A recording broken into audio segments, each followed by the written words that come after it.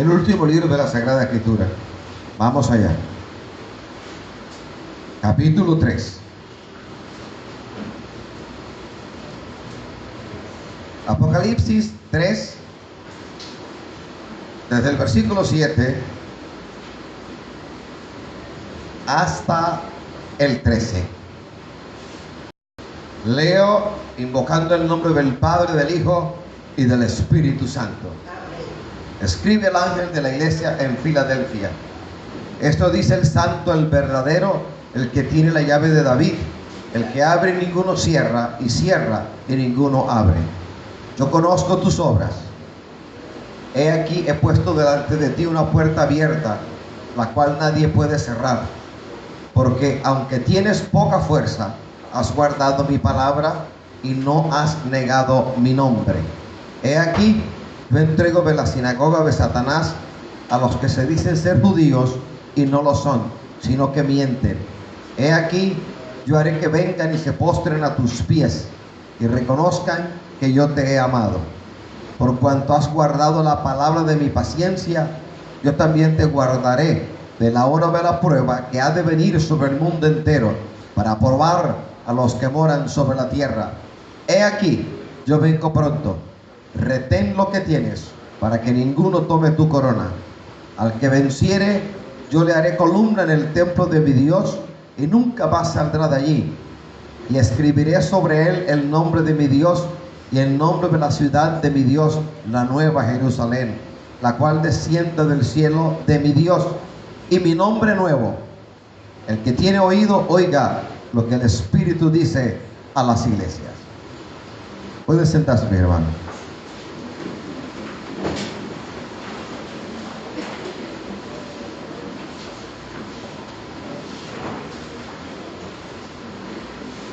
Gracias, Señor. Qué maravilloso es leer la palabra, el mensaje de Dios para nuestra vida, y entender que no es un simple libro, ni son simples palabras humanas, sino Dios hablándole a uno, Dios tocando el corazón, Dios por su Espíritu dirigiéndolo a uno a todo asunto, a toda verdad.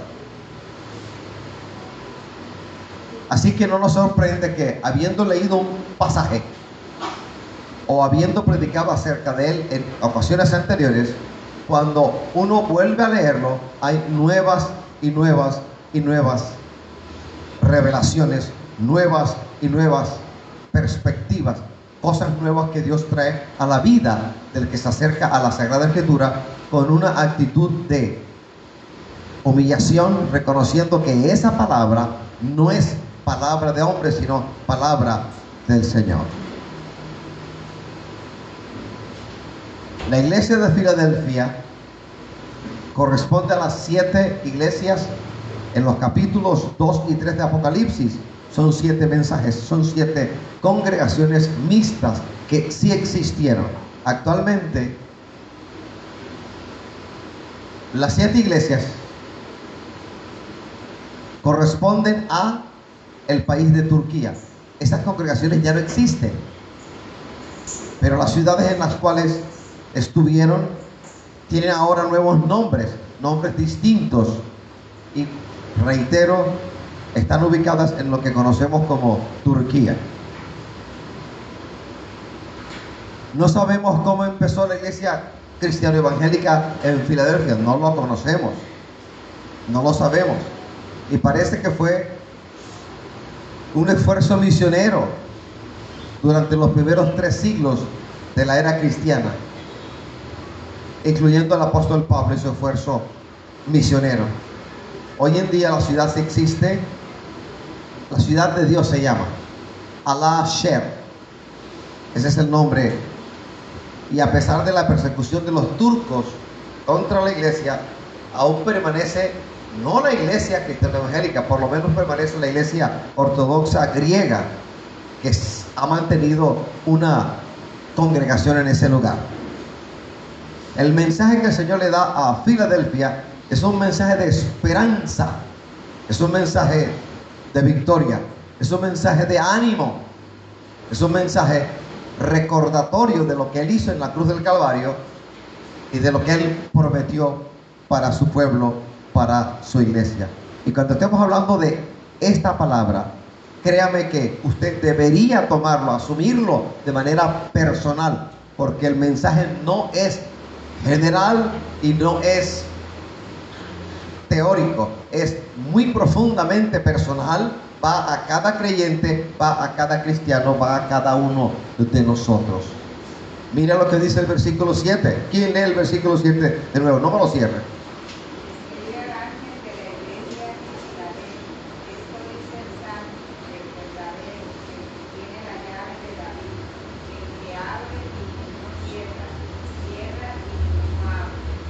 En el versículo 7 aparecen dos atributos de Cristo: el santo y verdadero. El santo y verdadero. El santo, el separado por Dios para un propósito que se cumplió en la cruz del Calvario. Ahora, este propósito a su vez tiene una proyección inmediata y también mediata, y este proyecto de vida de Dios nos ha alcanzado a nosotros. El santo, en contraste abierto con los judaizantes, de los cuales la palabra habla en el versículo 9. El verdadero, el genuino. Cristo es la perfecta realización del ideal divino.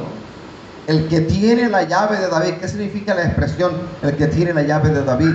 Evidentemente hay una alusión, hay una referencia al heredero del trono de David.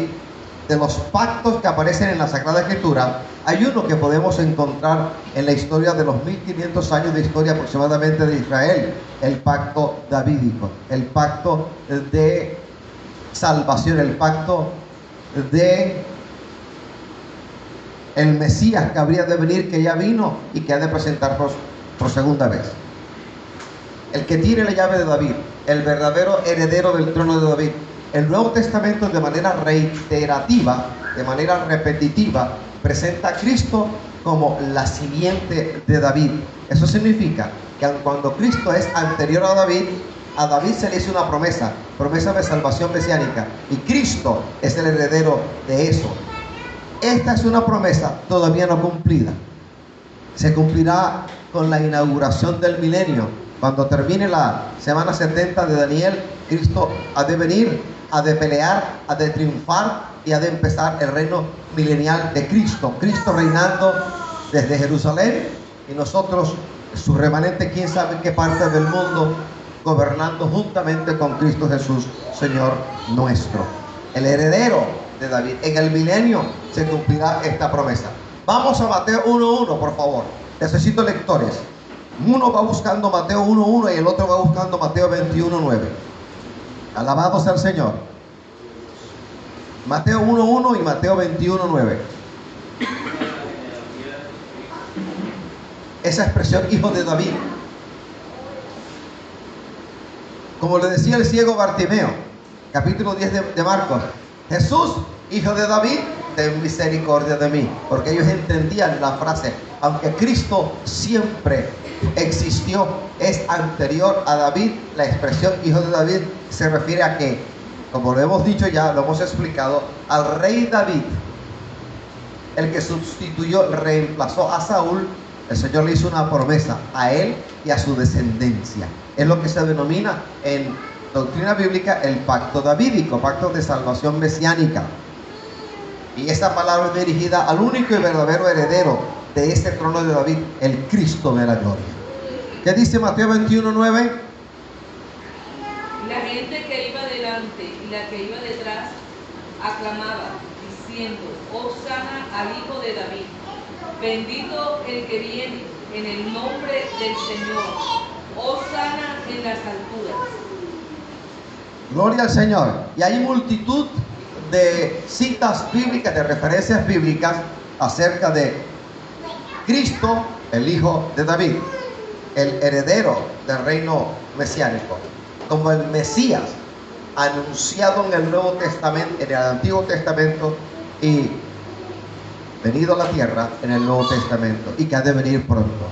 Rey Mesías, como tal, como Rey Mesías, nuestro amado Señor tiene control absoluto para los que vinieron con falta de fe, para aquellos que andan a tumbos, un día creyendo en el Señor y otro día creyendo en ellos, un día confiando en el Señor y otro día dudando de que la mano de Jehová se vaya a extender a favor de ellos. Para usted, mi hermano, que ha dubitado del poder de Dios, para usted que a veces se ha ido lejos del poder de Dios, de la divina protección divina, le quiero decir en esta mañana, como Rey Mesías, Cristo tiene el control absoluto e indiscutible mayordomía sobre su reino.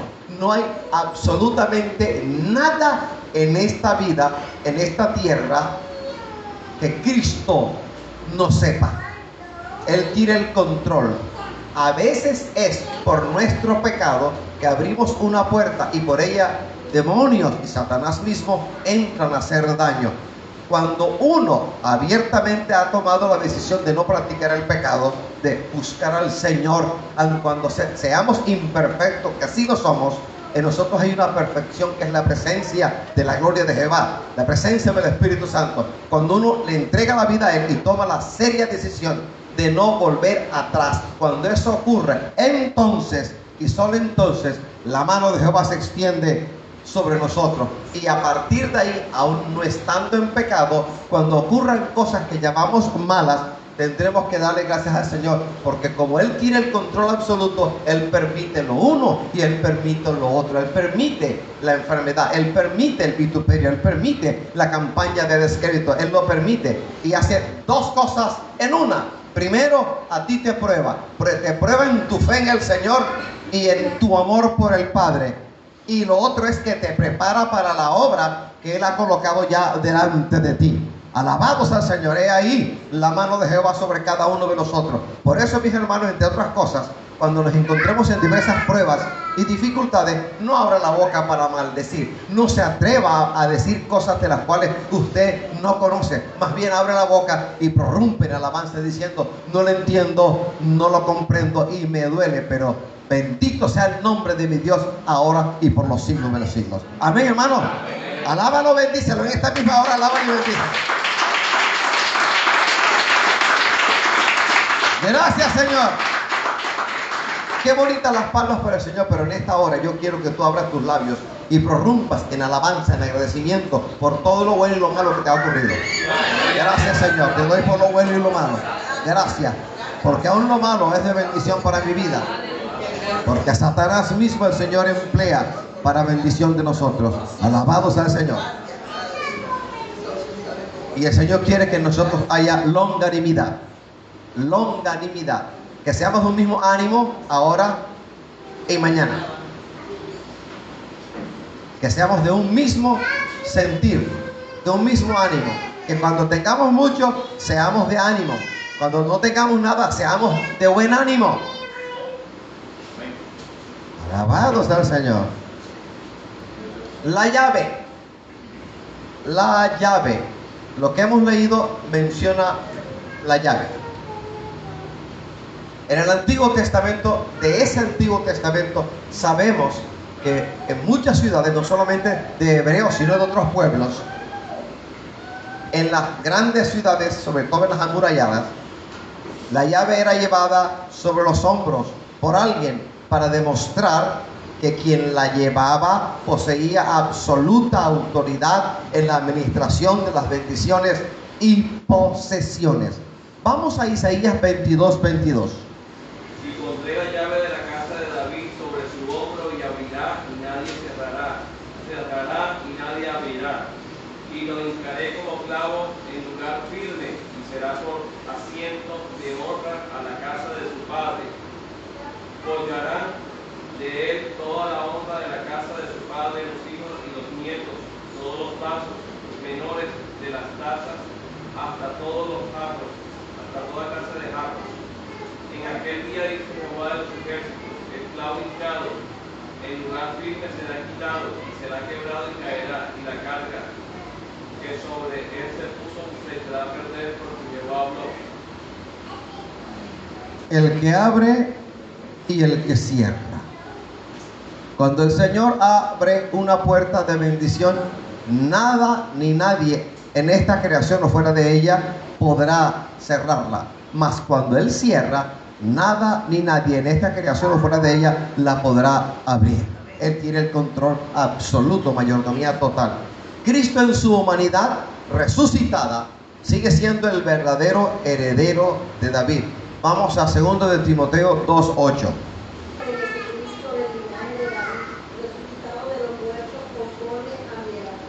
Amén. Jesucristo mismo abre la puerta del reino milenial a todo el creyente que en Él ha confiado de todo corazón.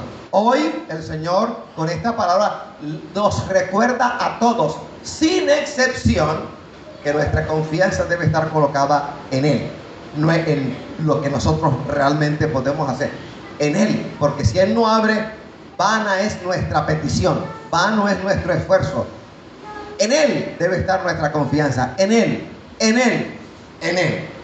El único que puede hacer es Él. El único que abate al enemigo es Él. El único que impide que el enemigo ponga su pie sobre nosotros es Él. El que evita que el brazo del fuerte nos alcance es Él, Jesucristo el Señor. Por lo ende, nuestra confianza debe estar colocada en Él, no en lo que el hombre puede darnos, no en lo que el hombre puede hacer por nosotros. A su nombre, denle un aplauso al Señor.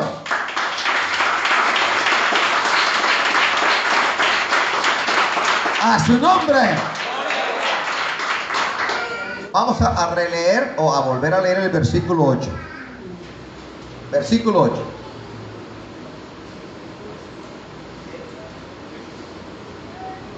Estamos en Apocalipsis, ¿cierto? He aquí, he puesto delante de ti una puerta abierta, la cual nadie puede cerrar, porque aunque tienes poca fuerza, has guardado mi palabra y no has negado mi nombre. Gracias, hermana. Yo conozco tus obras. Él te conoce por dentro y por fuera. Él te conoce de ayer, Él te conoce desde antes de haber nacido. Antes de tu concepción, en el vientre de tu mami, el Señor ya te conocía. Él no está sujeto a lo que Él creó que es el tiempo. El tiempo es esclavo del Señor que creó el tiempo a partir del pecado de Ish y de Isha en el huerto de la delicia, impuesto a nosotros, pero no al Señor. Por eso Él tiene acceso a lo que usted llama pasado, a lo que nosotros denominamos el porvenir. Él todo lo sabe. Él es el todo en todo. Él es el todopoderoso, el santo y el verdadero, el que conoce tus obras, tu andar, tus acciones, tus palabras, el que me conoce a mí. De Él dice Hebreos, capítulo 4, versículo 13, y no hay cosa creada que no sea manifiesta en su presencia. Antes bien, todas las cosas están abiertas y desnudas a los ojos de aquel a quien tenemos que dar cuenta. Todo está abierto delante de Él. No hay escondrijos, no hay cueva, no hay lugar en lo profundo del espacio en el cual podamos estar y que el Señor no nos pueda mirar. Los ojos de fuego de Jehová recorren la faz de la tierra. Él te conoce, Él sabe quién eres tú y sabe quién soy yo. Él nos conoce. Ni nosotros mismos nos conocemos en la plenitud en la cual Cristo el Señor nos conoce. Alabado sea el Señor. Yo conozco tus obras.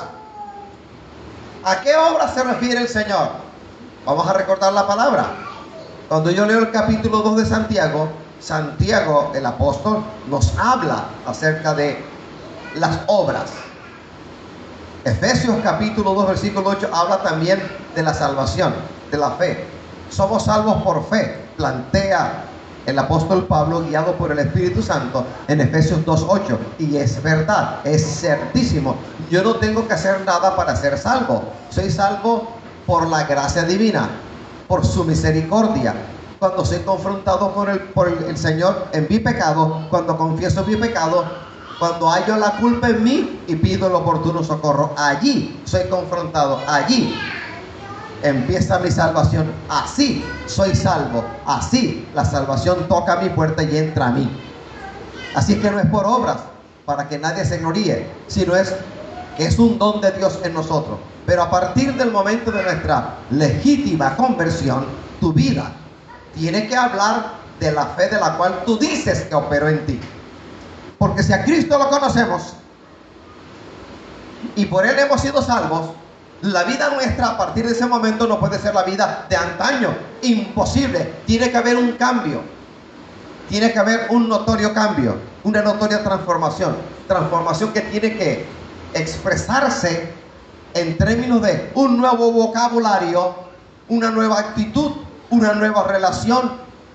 Todo nuevo. Aún nuevos amigos. No los amigos de antaño. Si hemos nacido de nuevo, tenemos que ser diferentes. Entonces, ¿en qué voy a diferenciar la vida de un nuevo, de un nacido de nuevo y la vida de un no nacido de nuevo? ¿En qué se puede diferenciar eso? Porque por las apariencias podemos decir que el uno es santo y el otro no lo es. Pero cuando se habla, cuando se actúa, cuando se hacen las cosas, nuestras acciones, lo que hacemos, lo que no hacemos, lo que decimos, lo que no decimos, habla de quién somos nosotros. Y nuestra vida tiene que dar testimonio de que Cristo en nosotros hizo un cambio. Yo conozco tus obras. Santiago dice en pocas palabras que así como el cuerpo sin espíritu está muerto, de igual manera la fe sin obras está muerta. Conclusión del asunto: a partir del momento de nuestra genuina, legítima conversión al Señor, nuestra vida tiene que testificar de Cristo en lo que decimos y cómo nos conducimos con los demás. ¿Amén o amén? Amén. Alabados al Señor. Así que no son palabritas, son acciones.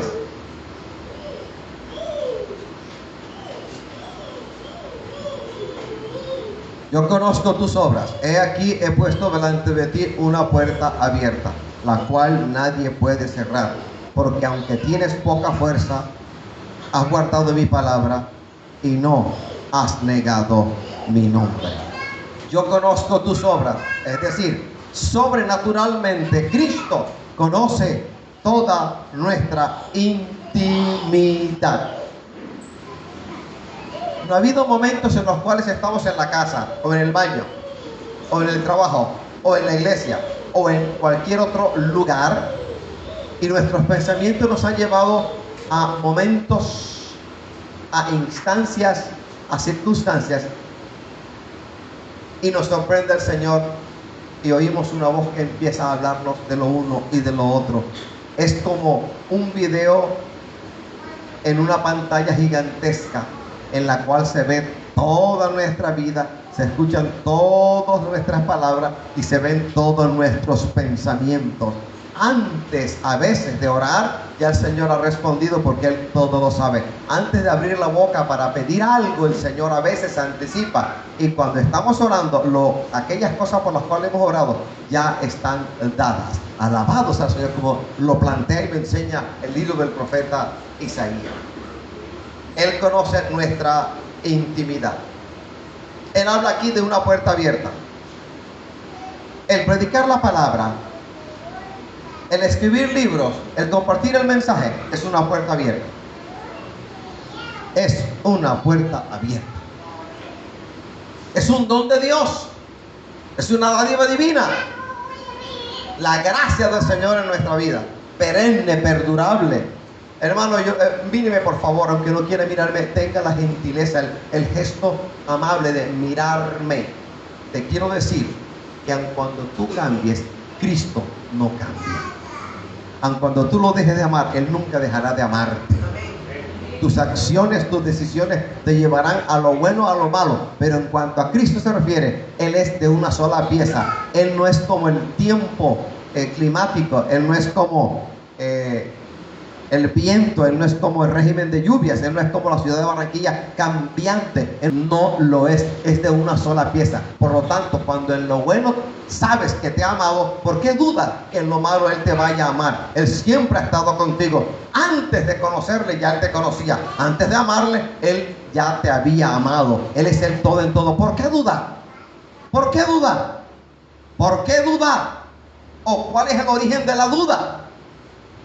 Nos faltará más lectura de la palabra para descubrir tesoros de Jehová en este libro para nosotros.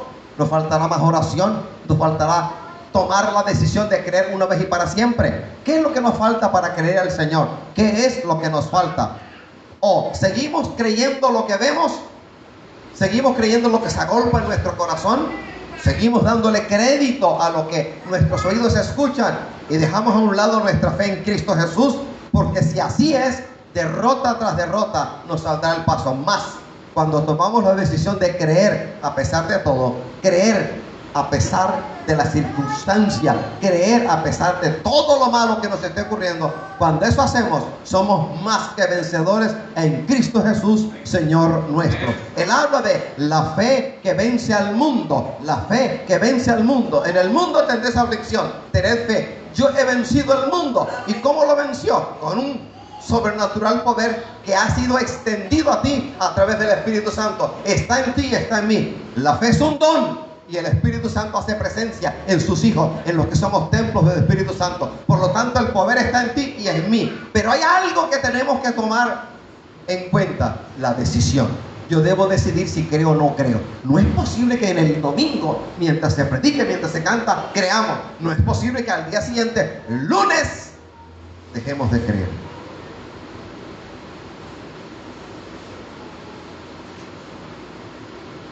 Ay, Señor, ¿qué va a hacer de mí? Muchos de ustedes dicen, cuando no deben decirlo, sino, Señor, gracias.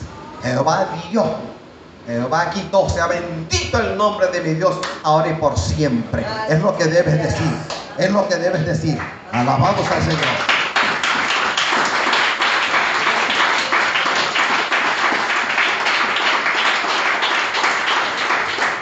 La calidad de las obras de los creyentes en Filadelfia fue premiada por la gracia divina mediante la aprobación para más y mayores oportunidades. En pocas palabras, a la iglesia de Filadelfia el Señor le permitió pasar por el desierto y luego abrir una puerta que nadie pudo haber cerrado.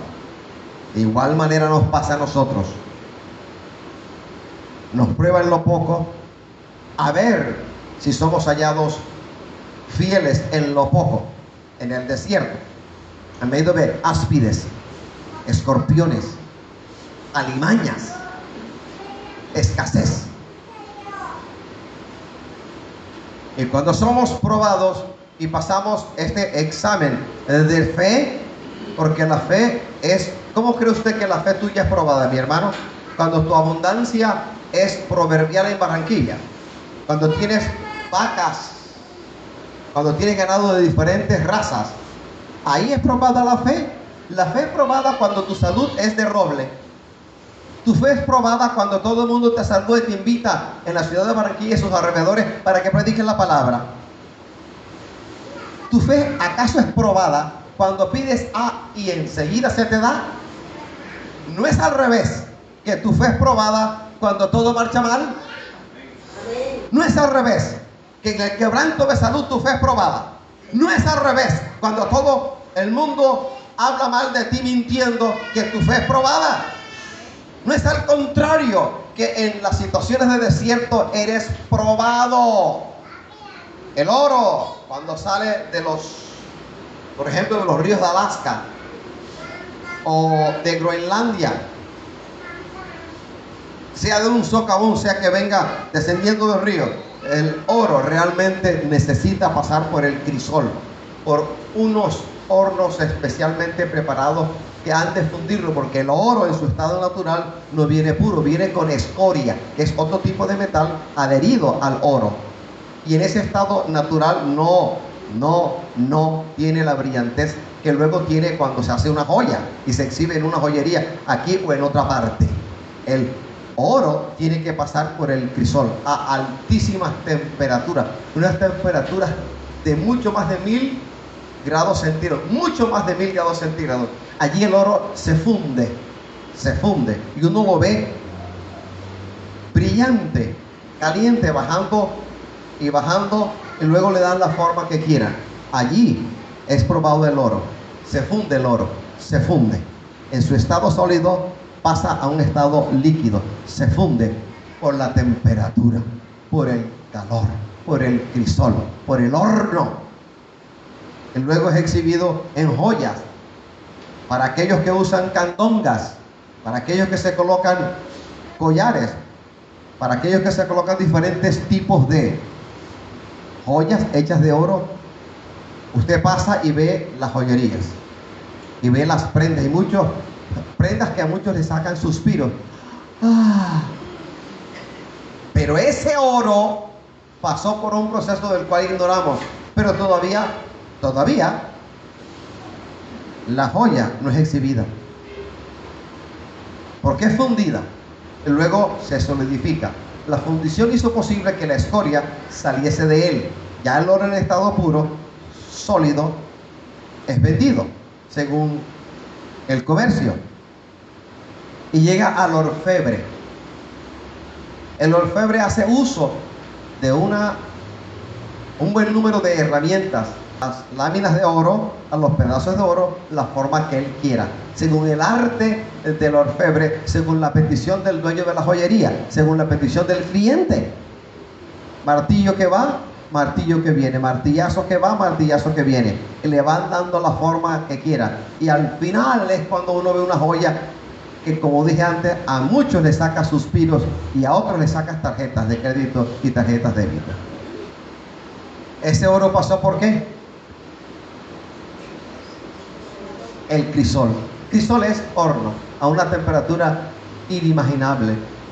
Y hemos estado en situaciones, hermano Josefina, en las cuales sentimos que algo sobrenatural nos ha sobrecaído y estamos siendo como fundidos y sentimos que la vida se va y nos damos cuenta, palpamos cuán débiles somos, palpamos como nunca antes nuestra inmensa debilidad, pero también entendemos que dependemos amorosamente del Cristo de la gloria, porque el Señor no te quiere fuerte, sino absolutamente débil y consciente de tu debilidad, para que no sea vergüenza para ti el buscar ser arropado en la gloria del Señor. No es vergüenza para nosotros reconocer cuán débiles somos, no es vergüenza para nosotros reconocerlo, sino es motivo para rápidamente arrojarnos en confianza en los brazos de amor del Todopoderoso. Depender de Cristo no es una vergüenza, es una grande bendición.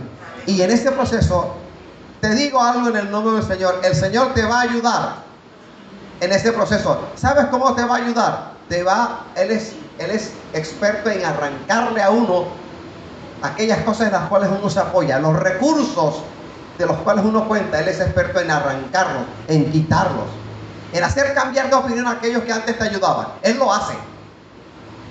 Y cuando sientes que no te puedes apoyar en lo que normalmente te apoyaba, ¿qué vas a hacer? O pegas un grito vagabundo, te desesperas, o te vas de rodillas y pides perdón por la falta de fe que en ti hubo, y entonces te arrojas en confianza en los brazos de amor del Dios que te está esperando. Allí el Señor te empieza a ayudar.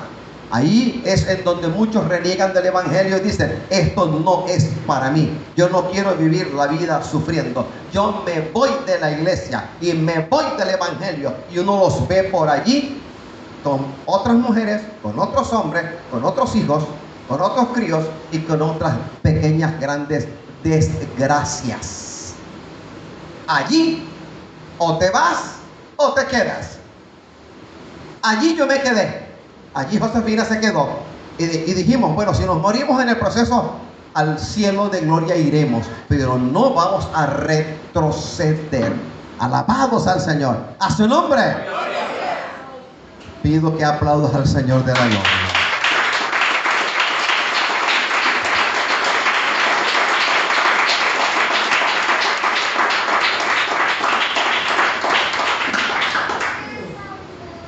Hablemos de profundidad bíblica, hablemos de profundidad espiritual. Y hay algo más, esto no es todo. Cuando el Señor hace todo esto, y puede hacer más, y reniegas y maldices, ¿tú crees que los ángeles del Señor no te están escuchando? Y tú crees que no te ven, y tú crees que el Señor no te está viendo. Pero también hay algo más, los demonios te ven. Y Satanás se presenta en una operación de la cual habla la palabra. En el caso de Job, se presenta con los hijos de Dios entre ellos y te acusa a ti. Te dice: esa mujer es maldiciente, me pertenece, porque todo el que maldice es hijo mío. Esta mujer no confía en ti, me pertenece, porque está en pecado. Este hombre es mío, porque cuando va a la iglesia de Wilfrido, habla mal y usa un vocabulario de alcantarilla que es mi propio lenguaje. Dice Satanás, él te acusa. En el Antiguo Testamento hay un episodio y una profunda enseñanza para nosotros. Job, entregado por Dios a Satanás para que éste lo zarandeare. Le quitó todo menos la vida, porque el Dios del cielo le dijo todo menos la vida. En el Nuevo Testamento hay otro episodio. Pedro, hablando con Jesús, ¿qué le dijo Jesús? Satanás te ha pedido para zarandearte. Pedro no lo creyó. Pedro no lo creyó. Y cuando el gallo cantó fue cuando supo la verdad de la palabra que el Señor le había dado antes. Negó a Jesús. Lo negó porque fue pedido para ser zarandeado. ¿Y usted cree, joven cristiano evangélico, que Job es el único y que Pedro es el único y que tú no estás allí? Porque cuando haces lo malo, los demonios te ven y dan un informe, y Satanás te va a acusar ante el Padre Eterno. Te va a acusar. Razón tiene la palabra cuando dice: abogados tenemos para con Dios, que es Jesucristo nuestro Señor. Tremendo de abogado. Pero este abogado que te defiende, este abogado que no está ocupado, este abogado a quien tú puedes llamar todo el tiempo, este abogado que no pierde ningún caso, de ti exige santidad, de ti exige obediencia. ¿Amén o amén? Amén. Hay algunos que predican la palabra de una manera sesgada, peligrosamente sesgada, y dicen: el Señor te acepta como tú estás, ven a Cristo. Y esa es la mitad de la historia. Sí, nosotros como pecadores llegamos a los pies de Cristo, y el Señor sepultó en lo profundo de la mar nuestro pecado cuando nos arrepentimos. Pero si no hay arrepentimiento, perdón no puede haber. El perdón de Dios, una dádiva gratuita, tiene como base, como fundamento, como condición que el hombre se arrepienta. Cuando el hombre se arrepiente de su pecado y cambia de vida, entonces y solo entonces la bendición de Jehová le va a alcanzar. ¿Me hago entender, hermanos? Amén. Alabados al Señor, a su nombre. Otro aplauso al Cristo que ha de venir pronto. Aleluya.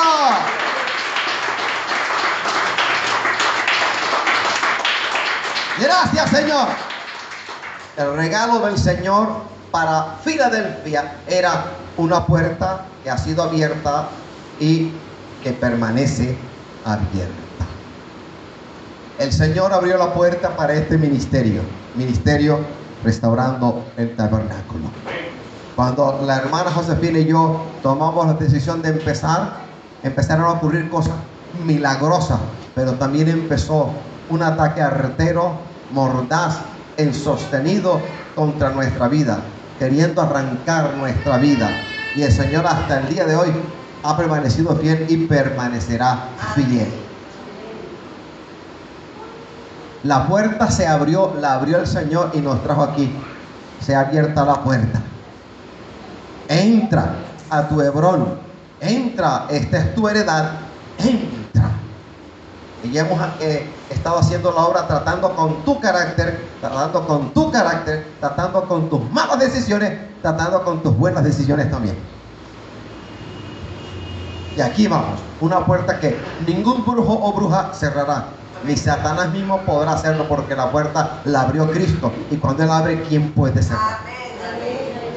Puerta, la oportunidad para predicar el Evangelio a pesar de toda oposición, la oportunidad de predicar la palabra que el cielo nos ha entregado, la oportunidad de implementar la enseñanza bíblica que ha sido puesta sobre nuestros hombros, la oportunidad de volver a insistir en predicar el Evangelio como Cristo lo trajo y volver a la verdadera fuente, la necesidad de la cual el apóstol Pedro nos habla en 1 de Pedro 2:2, cuando dice: la leche espiritual no adulterada, lógico, adolongada, la leche de la palabra sin dolo.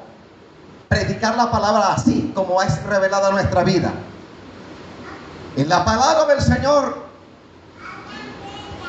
trae al hombre que la escucha vida o muerte. No porque la palabra en sí sea muerte, sino por la decisión de quien la escucha. Muchos escuchan y toman la decisión y dicen: no, eso no es conmigo. Para ese que tomó esa decisión, lo que hay es muerte.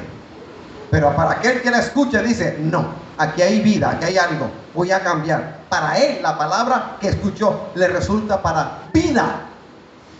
Y ciertamente el Evangelio es para vida y también para muerte. Vida para el que cree, vida para el que no cree.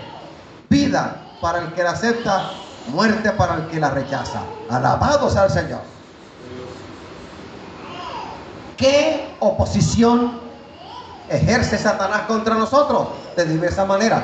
¿Saben lo que usa Satanás? Diversas circunstancias y diversos agentes.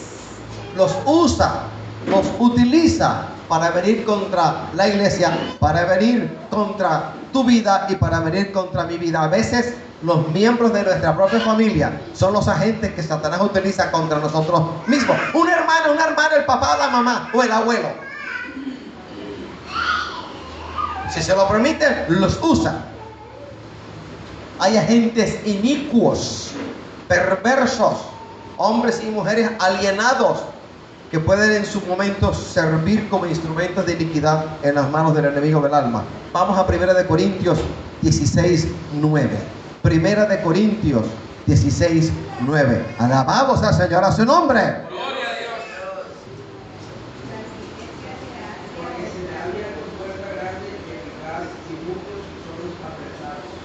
Hay adversarios. Y ahí adversario no está hablando de demonios, evidentemente demonios detrás de la obra de ellos, pero está hablando de hombres y mujeres. La presión es otro instrumento que usan contra la iglesia. Vamos a Colosenses 4:3. Libro de Colosenses 4:3.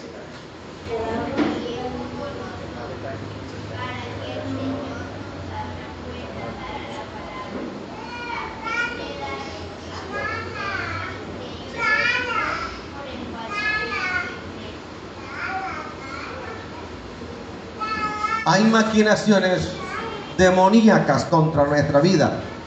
Vamos a Efesios 6, 2 versículos, el 12 y el 3. Porque no tenemos lucha contra carne, contra sangre y carne, sino contra principados, contra potestades, contra los gobernadores de las tinieblas de este siglo, contra vuestras espirituales de maldad de las regiones celestes. Por tanto, tomad toda la armadura de Dios para que podáis resistir en el día malo y habiendo acabado todo, estar firmes. Alabados al Señor. ¿Por qué entonces es digna de reconocimiento la iglesia de Filadelfia? 7 iglesias mencionadas entre los capítulos 2 y 3. 7 mensajes dirigidos a 7 iglesias con sus respectivos ángeles o pastores. Fueron congregaciones reales que existieron en el primer siglo de la era cristiana. El mensaje dado originalmente a estas iglesias resulta ser una especie de descripción y de referencia a cada creyente y a la historia de la iglesia a lo largo de la historia de la iglesia.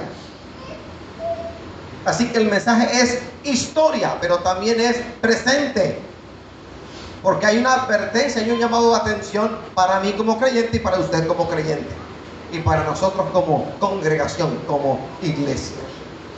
¿Por qué es digna de reconocimiento por parte de Jesucristo la iglesia de Filadelfia? Y la Biblia da 3 razones, y vamos a hablar de las 3 razones. Razón número 1: tienes poca fuerza. Tienes poca fuerza. El tener poca fuerza, el no tener palancas de ninguna índole, económicas o políticas o militares, no es vergüenza para ti, no es vergüenza para mí. Tienes poca fuerza. Y a pesar de la poca fuerza, tenía excelente testimonio. Isaías 8:20 que dice: a la ley y al testimonio, si no dijeren conforme a esto, es porque no les ha amanecido. Y usted y yo sabemos que hay muchos en nuestras iglesias a quienes la luz de Cristo todavía no les ha amanecido. Tienen tiempo en el Evangelio, pero el tiempo en el Evangelio no es como el tiempo en alguna unidad de pensiones. Yo acumulo semanas y las semanas me las tienen que pagar de una u otra manera. No, no es así. En el creyente tiene que haber permanencia. No es posible que en el año 84 me haya convertido a Cristo de corazón y luego haya tenido yo periodos de vacaciones cristianas en las cuales hice lo que me dio la gana y luego vuelvo a Cristo como si nada hubiese ocurrido. Así no es. Y así no te quiere el Señor. Te quiere de una sola pieza. una sola pieza, ahora y por siempre, una vez y para siempre. Mateo 5:16. Así alumbre vuestra luz delante de los hombres, para que vean vuestras buenas obras y glorifiquen a vuestro Padre que está en los cielos. Alabado sea el Señor. Testimonio, testimonio, el de Cristo en nuestra vida, el del Señor en nuestra vida. Aquí habla del candelero en el lugar santo. Candelero en el lugar santo. Siempre tenía que estar lleno del aceite de oliva purísimo y estar prendido y traer luz. Primero en el tabernáculo y luego en la sede fija, el templo en Jerusalén. Segunda razón por la cual Cristo reconoce a la iglesia de Filadelfia: has guardado mi palabra. Hermano, ¿usted ha guardado la palabra del Señor? Guardar la palabra es leerla o escucharla, estudiarla y hacer conforme a ella. ¿Qué dice Mateo 4:4? Vamos a Mateo 4:4. Allí se habla de la tentación de Jesús. Él respondió y dijo: escrito está, no solo de pan vivirá el hombre, sino de toda palabra que sale de la boca de Dios. Alabados al Señor. En el lugar santo había otro instrumento, había otro objeto, en la mesa de los panes de la proposición. Y ese pan es la palabra del Señor. Lealtad, fidelidad hacia la palabra de Dios a pesar de toda dificultad. Que hoy no tengas que comer y digas en tu casa: vamos a darle gracias al Señor, pero mami o papi, no hay comida. Y tú les digas: esperemos, no hay comida ahora, pero tenemos al Señor, Él va a proveer. Quédate quieta o quédate quieto, vamos a esperar con sosiego a ver qué ocurre, porque de aquí a las 7 de la noche abundancia habrá aquí. Te dirán loco, te dirán no sé qué más te van a decir, pero si usted cree, el Señor te va a bendecir, porque la fe en Cristo Jesús siempre abre puertas. Donde hay fe hay puertas abiertas de bendición. Alabado sea el Señor. Vamos a darle un aplauso a la gloria de Jehová, hermanos. Pues bien, lealtad de nuestra hacia la palabra del Señor. Cuando yo hablo de lealtad a la palabra, lealtad al logos, no lo vea de manera teórica como: ay, sí, la palabra. No, la palabra es Jesucristo. Cuando usted está hablando de la palabra, está hablando del logos. ¿Quién es el logos? Jesucristo, el verbo de Dios. Verbo es logos, el verbo de Dios, la palabra. La palabra. Si usted le quiere ser fiel a Jesucristo, séale fiel a su palabra. Él es la palabra. Vamos a Juan 5:39. A ver qué nos enseña o nos recuerda la Biblia acerca de la Sagrada Escritura. Escudriñad las Escrituras, porque a vosotros os parece que en ellas tenéis la vida eterna, y ellas son las que dan testimonio de mí. Alabado sea el Señor. Iglesia, dale un puntapié en el nombre de Jesús a la pereza. Porque en muchas ocasiones, yo diría que en la mayoría de las ocasiones, si usted espera tener deseos, ganas, ambiente para leer la Biblia, el deseo, las ganas, el ambiente no va a llegar. Tiene que hacer el esfuerzo de dominar la naturaleza pecaminosa en ti y leer la Biblia con o sin ganas. En la vida cristiana no andamos por ganas. No andamos por ganas. No tengo ganas de ir a la iglesia y me quedo en mi casa. No tengo el deseo, en mí no está el ambiente para venir a la iglesia y me quedo en mi casa. ¿Eso es ser cristiano? No. Esa actitud la asume el juniorista, el que no quiere nada de la selección Colombia o cualquier otra persona que no conoce el evangelio del Señor. Uno no puede andar así. Pablo dijo de manera certera: no andamos por vista, sino por fe. Y dio un ejemplo. De los sentidos físicos, el más prominente en casi todos los seres humanos es la vista. No importa lo que vea, creeré en el Señor. No importa lo que oiga, creeré en el Señor. No importa.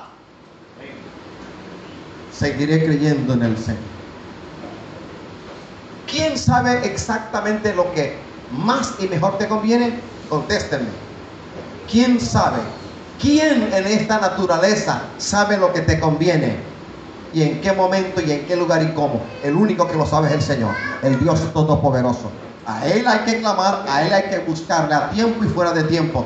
Porque aquel que tiene el poder para bendecirme, aquel que todo lo sabe, si yo voy a Él en actitud de humillación, en confianza absoluta, Él, créame que no me va a hacer el dribbling, sino que me va a recibir con los brazos abiertos. Lo va a hacer y me va a bendecir porque he creído. Cuando uno cree, uno cumple la justicia que el Padre demanda del hombre. ¿Cuál es la justicia que el Padre eterno en su potestad demanda de ti y de mí? Que creamos en Jesucristo el Señor. Y cuando uno cree en Jesucristo el Señor y ama al Padre, cumple toda justicia. Dicho de otra manera, cuando creemos en Cristo y amamos al Padre a pesar de todo lo malo que pueda ocurrirnos, entonces y solo entonces nosotros cumplimos su justicia. Somos llamados justos, somos hechos justos, porque en sí mismos no lo somos. Pero cuando aceptamos la justicia que el Padre exige de nosotros, allí somos denominados hijos de entrañable misericordia en Cristo Jesús, justificados por la fe en el Señor Jesucristo. Amén, hermanos. Amén, amén. Segunda de Timoteo 3:16, que nos enseña, que nos recuerda. Toda la escritura es inspirada por Dios y útil para enseñar, para redarguir, para corregir, para instruir en justicia, Sigue leyendo. a fin de que el hombre de Dios sea perfecto, enteramente preparado para toda buena obra. Mira las cosas para las cuales sirve la palabra. Como es palabra no inspirada por ningún poeta o filósofo o arquitecto o profesor, sino por Jesucristo mismo, esa palabra tiene efecto terapéutico, curativo. Toda la escritura es inspirada por Dios. ¿Y es útil para qué cosa? Para enseñar, para redarguir, para corregir y para instruir. No me diga que la palabra de Dios, no del hombre, no tiene esos efectos en nosotros. Lámpara a nuestros pies es tu palabra y lumbrera nuestro camino.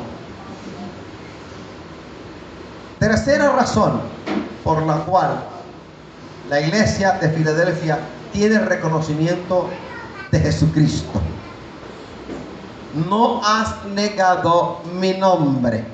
Las circunstancias adversas que rodeaban la iglesia de Filadelfia, primer siglo de la edad cristiana, no les hicieron alterar el contenido del mensaje evangélico. Fueron fieles al llamamiento.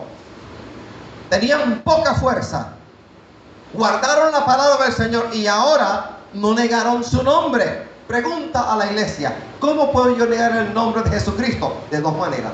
Verbalmente puedo negar a Cristo. Cuando me embarco en un bus y hay un hermano o hermanita que me saluda: Dios le bendiga, hermano, y yo digo: ¿cómo está? No digo amén, no digo Dios te bendiga, mi hermano. Allí niego ante todos los pasajeros a Cristo. ¿Y qué sabes tú? Si en ese momento, en ese bus, había alguien que necesitaba una palabra, que le recordase que necesitaba volver a la senda de la cual se fue. Señor, en la vida de ese, ¿qué hace el Señor cuando uno le da la mano a alguien, le estrecha la mano a alguien que no conoce al Señor? Y cuando uno lo hace con fe, el Señor obra milagros. Lo único que el Señor demanda de la iglesia es que tengamos fe, porque a través de ella el Señor ha de hacer milagros, portentos, prodigios, maravillas, proezas, sanidades, liberaciones. Él lo hace, pero necesita a alguien que en esta tierra esté dispuesto a implementar su palabra. Amén. Dios le bendiga, Dios le guarde. Para ti será común y corriente. Para quien lo escucha de ti o para la persona a quien lo diriges podrá ser común y corriente. A lo mejor hay alguien escuchando y para esa persona, hombre o mujer, es una gran necesidad el haber escuchado que todavía hay esperanza, que todavía hay hombres y mujeres que creemos en el Señor y que no nos vamos a apartar del único camino que a la vida eterna conduce. Amén. Alabado sea el Señor. 3 razones por las cuales el Señor reconoce a Filadelfia. Y este reconocimiento empezó en el primer siglo de la edad cristiana. Siglo XXI, nuevo milenio, y todavía estamos hablando del reconocimiento que Cristo le hace a una iglesia, a una pequeña congregación que no tenía fuerza, pero que guardó su palabra. y que no negó su nombre. ¿De qué otra manera puedo puedo negar el nombre de Jesucristo? De palabras y de hechos. Cuando me toca hacer lo bueno y no lo pongo por obra, me es contado por pecado. El conocer lo bueno y no usarlo, no implementarlo, no ponerlo por obra, es pecar contra el Señor. Porque a quien más se le da, más se le exige. A quien más se le encarga, más se le demanda. Y el Señor se ha revelado en nuestra vida. Ha traído sueños, palabras de ciencia, palabras de sabiduría, palabra profética, éxtasis, visitación de ángeles, guerra espiritual. No tenemos excusa para hacer semejante barbaridad. Negar el nombre de Cristo con palabras o con nuestros hechos, no lo podemos hacer. Cuando la mujer pecaminosa, cuando la gata egipcia te quiere arañar y dice que está enamorada de ti, a ver lo que tú le dices, ahí tienes que decirle: no, Dios te bendiga, Dios te guarde, y que ella tenga el testimonio de Cristo a través de ti, de que hay alguien que cree en el Señor y confía en el Señor, alguien que es diferente. Cuando estés en la tienda o en el supermercado y pagues y te den vuelto de más, no digas: ay, qué bendición, Señor, gracias, me estás bendiciendo. No, Señor, está siendo aprobado. Devuelva lo que no es suyo. No sea ladrón, devuélvalo. Aquí está el vuelto. Ay, a mí me ha pasado.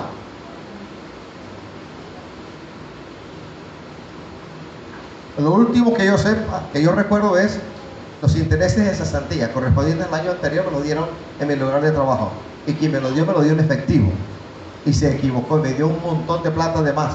Así que yo me devolví.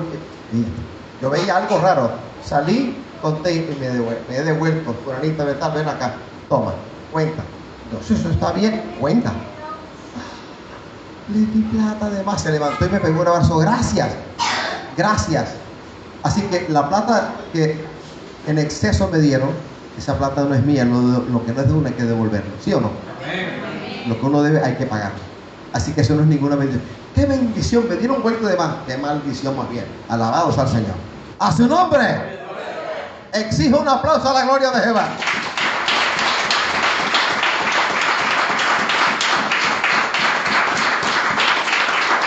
Gracias, Señor. En una situación específica de prueba, los cristianos de Filadelfia se mantuvieron firmes y fieles en sus convicciones. No negociaron, no permutaron su fe en Cristo. Permanecieron fieles. No se movieron, no lo hicieron. Permanecieron fieles. Y Dios quiere, en la persona del Padre, del Hijo y del Espíritu Santo, a cristianos de una sola pieza. Fe granítica, no movidos por cualquier viento de doctrina, de aquí para allá, de allá para acá, como unos peleles, sino convencidos que aquel que resucitó de entre los muertos es aquel que por su Espíritu Santo nos ha hecho nacer de nuevo. Vamos a estar de pie.